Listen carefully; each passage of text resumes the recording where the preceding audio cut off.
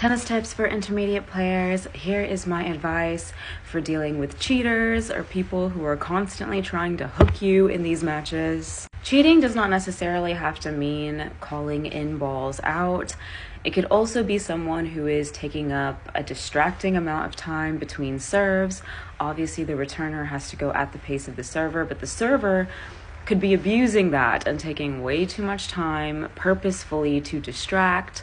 Or maybe there is a coach or a parent who's being really distracting on the sidelines. So here is my general guidance on dealing with the psychological warfare aspect of this sport. Realistically, in tennis, an honest player is going to make some calls that were out in and some calls that were in out.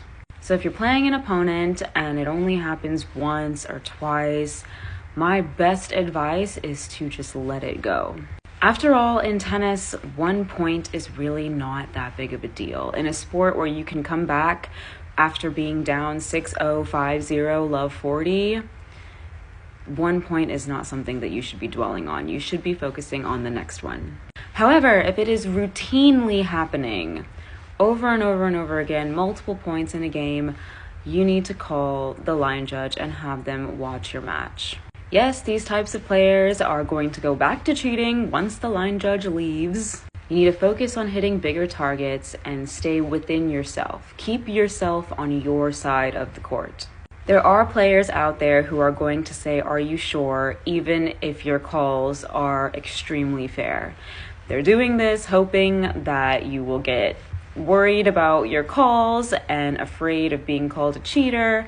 So they're hoping that you're going to end up being a little bit more lenient with your calls. So don't fall for that. Just keep calling them the way you know that the ball is falling in the lines or outside of them, and just keep moving forward. If a lot of people are saying, "Are you sure?" for your calls, then yeah, you might be calling them a little bit too close. The general consensus for tennis etiquette is you need to be giving your opponent benefit of the doubt when it comes to making the calls.